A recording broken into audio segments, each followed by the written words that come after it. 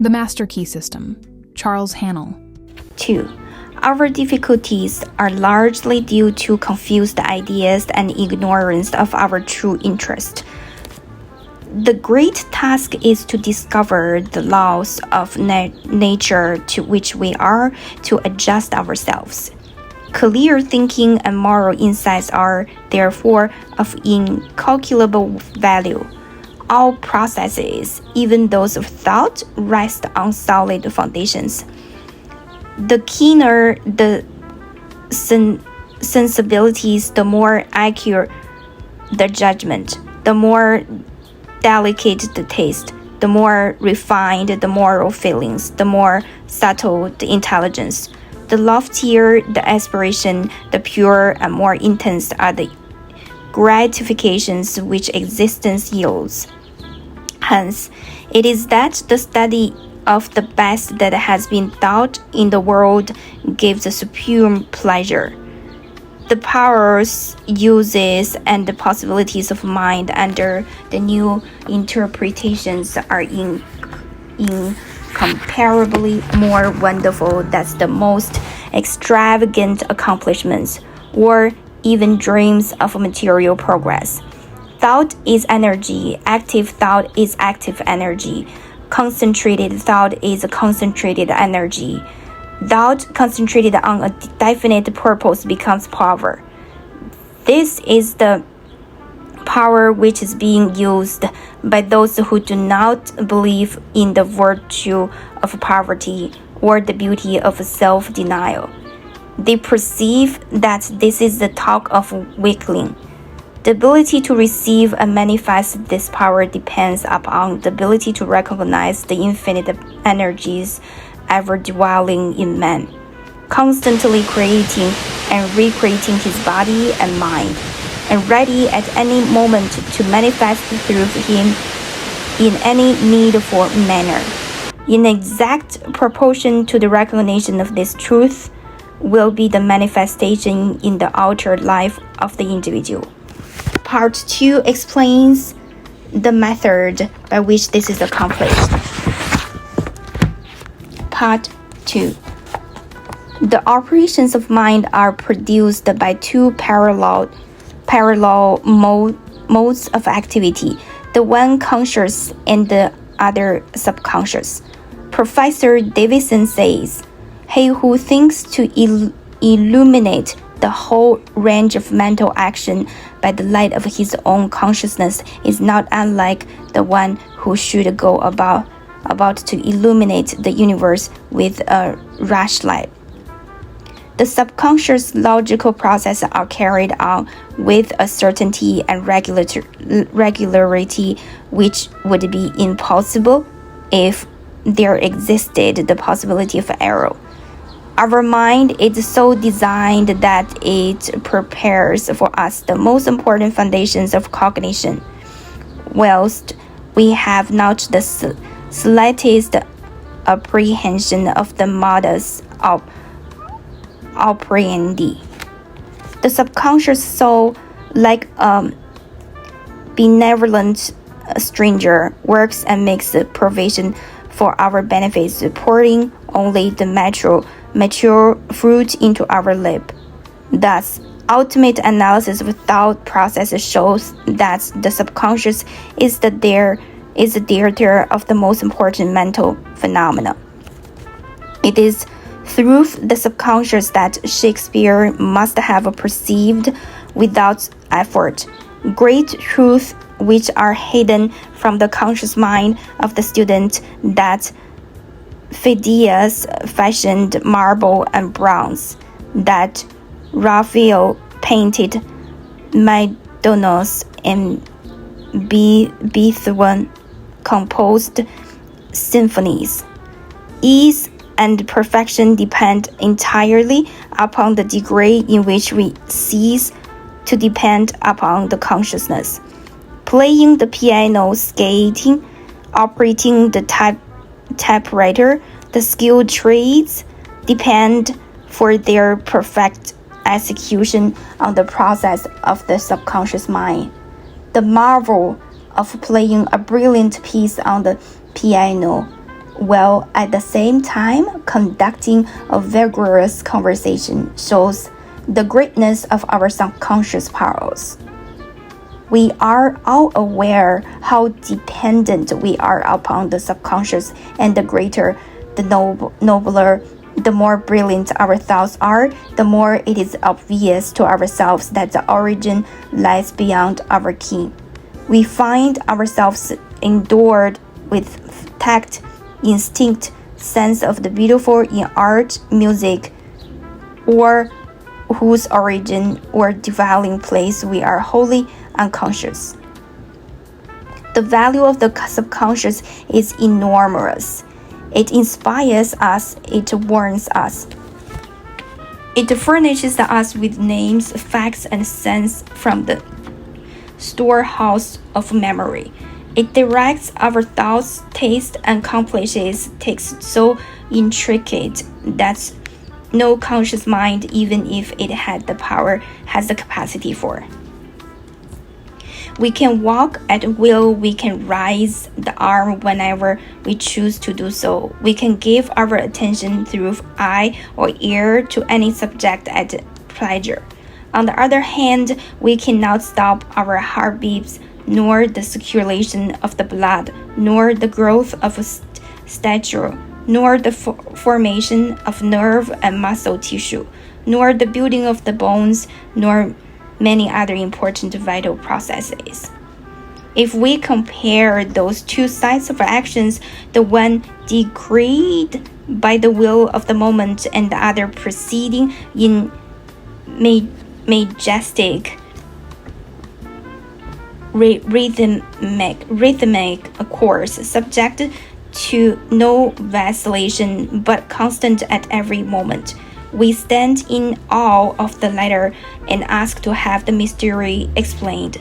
We see at once that these are the vital processes of our physical life, and we cannot avoid the inference that these all-important functions are designedly withdrawn from the domain of our outward will with our variations and translations and placed under the direction of a permanent and dependable power within us. Of these two powers, the outward and the changeable has been termed the conscious mind or the objective mind. The interior power is called the subconscious mind or the subjective mind, and besides its work on the mental plane, it controls the regular functions which make physical life possible. It is necessary to have a clear understanding of their respective functions on the mental plane, as well as of certain other basic principles. Perceiving and operating through the five physical senses, the conscious mind deals with the impressions and objects of the outward life. It has the faculty of discrimination, carrying with it the responsibility of a choice. It has the power of reasoning, whether inductive, deductive, analytical, or syllogistic. And this power may be developed to a high degree. It is the seat of the will without energies that flow therefore from. Not only can it impress other minds, but it can direct the subconscious mind. In this way, the conscious mind becomes the responsible ruler and guardian of the subconscious mind. It is the high function which can completely reverse conditions in your life. It is often true that the conditions of fear, worry, poverty, disease, inharmony, and evils of all kinds dominate us by reasons of false suggestions accepted by the unguarded subconscious mind. All this, the trained conscious mind can entirely prevent by its vigilant protective action. It may properly be called the watchman at the gate of the great subconscious domain. One writer has expressed the chief distinction between the two phases of mind thus: Subconscious mind is reasoning will. Subconscious mind is instinctive desire, the results of a past reasoning will. The subconscious mind draws just and accurate inferences from premises furnished from outside sources. Where the premise is true, the subconscious mind reaches a faultless conclusion. But where the premise or suggestion is an error, the whole structure fails. The subconscious mind does not engage in the process of proving. It relies upon the conscious mind, the watchman at the gate, to guard it from mistaken impressions. Receiving any suggestions as true, the subconscious mind at once proceeds to act thereon in the whole domain of its tremendous field of work. The conscious mind can suggest either true or error. If the latter, it is at the cost of wide-reaching peril to the whole being. The conscious mind ought to be on duty during every waking hour. When the watchman is off guard or when its calm judgment is suspended under a variety of circumstances, then the subconscious mind is unguarded and left open to suggestion from all sources. During the wild excitement of panic, or during the height of anger, or the impulses of irresponsible mob, or at any other time of unrestrained passion, the conditions are more dangerous. The subconscious mind is then open to the suggestion of fear, hatred, selfishness, greed, self-depreciation, and other negative forces derived from surroundings, persons, or circumstances. The result is usually unwholesome in the extreme, with effects that may endure to distress it for a long time. Hence, the great importance of guarding the subconscious mind from false impressions. The subconscious mind perceives by intuition, hence its processes are rapid. It does not wait for the slow methods of conscious reasoning. In fact, it cannot employ them. The subconscious mind never sleeps, never rests, and more than does your heart or your blood. It has been found that by plainly stating to the subconscious mind certain specific things to be accomplished, forces are set in operation that led to the result desired. Here, then, is a source of power which places us in touch with omnipotence. Herein is a deep principle which is well worth our most earnest study. The operation of this law is interesting. Those who put it into operation find that when they go out to meet the person with whom they anticipate a difficult interview, something has been there before them and dissolved the supposed differences. Everything is changed, all is harmonious, and they find that when some difficult business problem presents itself, they can afford to make delay, and something suggests the proper solutions. Everything is properly arranged. In fact, those who have learned to trust the subconscious mind that they have infinite resources at their command. The subconscious mind is the seat of our principles and our aspirations. It is the fount of our artistic and altruistic ideals. These instincts can only be overthrown by an elaborate and gradual process of undermining the innate principles. The subconscious mind cannot argue controversially. Hence, it has accepted wrong suggestions. The sure method of overcoming them is by the use of strong counter-suggestions, frequently repeated, which the mind must accept, thus eventually forming new and healthy habits of thought and life. For the subconscious mind is the seed of a habit that, which we do over and over, become mechanical. It is no longer an art of judgment, but has worn its deep grooves in the subconscious mind. This is favorable for us if the habit be by wholesome and right. If it be harmful and wrong, the remedy is to recognize the omnipotence of the subconscious mind and suggest present actual freedom. The subconscious, being creative and done with our divine source, will at once create the freedom suggested. To sum up, the normal functions of the subconscious on the physical side have to do with the regular and vital processes, with the preservation of life and the restoration of health, with the care of offspring, which includes an instinctive desire to preserve our life and improve conditions generally. On the mental side, it is the storehouse of memory. It harbors the wonderful thoughts, messengers who work hampered by time or space. It is the fountain of the practical, intuitive, and constructive forces of life. It is the seat of habit.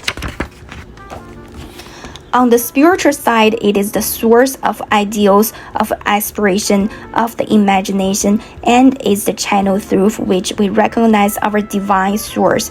And in proper proportion as we recognize this divinity, do we come into an understanding of the source of power.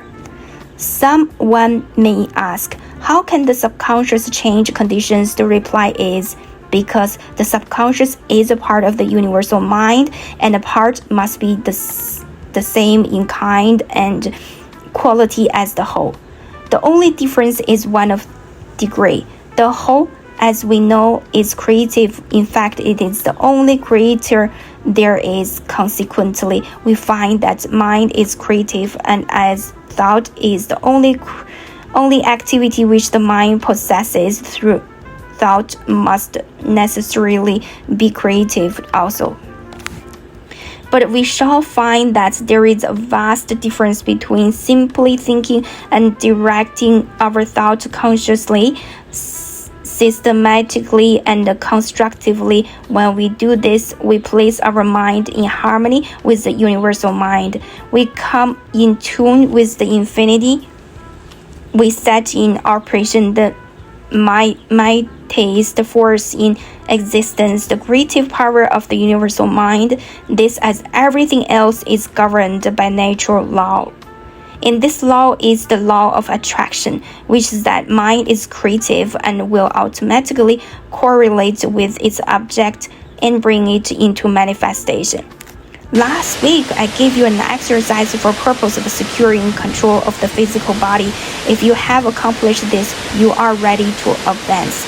This time, you will begin to control your thoughts. Always take the same room, the same chair, the same position if possible. In some cases, it is not convenient to take the same room. In this case, simply make the best use of such conditions as may be available. Now, be perfectly still as before, but inhabit all thought. This will give you control over all thoughts of care, worry, and fear, and will enable you to entertain only the kind of thought you desire. Continue this exercise until you gain complete mastery. You will not be able to do this for more than a few moments at a time, but the exercise is valuable because it will be a very practical demonstration of a great number of thoughts which are constantly trying to gain access to your mental world. Next week, you will receive instructions for an exercise which may be a little more interesting, but it is necessary that you master this one first. Cause and effect is as absolute and underweighting in the hidden realm of thought as in the world of visible and material things. Mind is the master weaver, both of the interior garment of character and the outer garment of circumstances. James Allen.